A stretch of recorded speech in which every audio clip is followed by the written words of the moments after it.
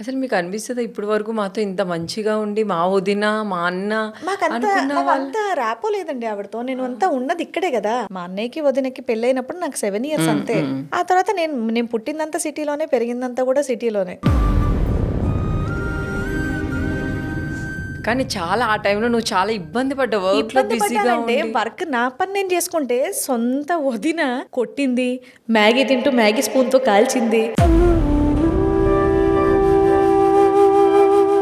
ఆవిడ దగ్గర ఉన్న బియ్యం బస్తాలు తీసుకెళ్ళిపోయిందంటే కార్ వేసుకొని వెళ్ళి నా షూటింగ్ మానేసి ఒక బియ్యం బస్తా తెచ్చుకుంటానా నేను, ఇదేంటి ఇలా కూడా రాస్తానని ఒక సెకండ్ నవ్వొచ్చింది నాకు అంతే.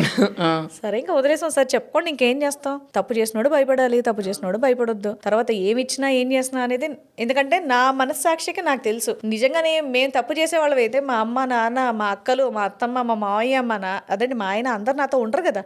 ఒక్కరన్నా తిడతారుగా ఇది ఇలాంటిది అని. మరి వాళ్ళందరూ మనకు సపోర్ట్ ఉన్నారని మనం ఏం చేయలేదనేగా అర్థం. మరి మొత్తం న్యూస్ ఛానల్ అదే చెప్తున్నా, నాకు అప్పటి నుంచే న్యూస్ ఛానల్స్ మీద ఇంట్రెస్ట్ పోయింది. నిజంగా నేను ఏమైనా హింసించుంటే చెప్పండి, నిజంగా మీ దగ్గర ఏమైనా సాక్ష్యం ఉంటే చెప్పండి.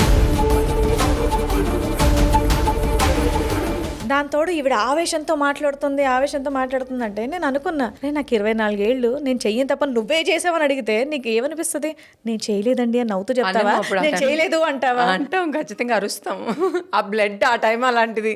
మనకే బిజీగా ఉంటే మీరు చేశారు కదా ఆస్తి మీద, అసలు అక్కడ ఏం ఆస్తుందో ఎంత ఆస్తుందో. నేను పుట్టి పెరిగింది ఇక్కడ, నేను క్వార్టర్స్ లో ఉండేదాన్ని, మా అమ్మ గవర్నమెంట్ ఎంప్లాయీ, మాకు మా అమ్మ అవన్నీ ఏమీ చెప్పలేదు.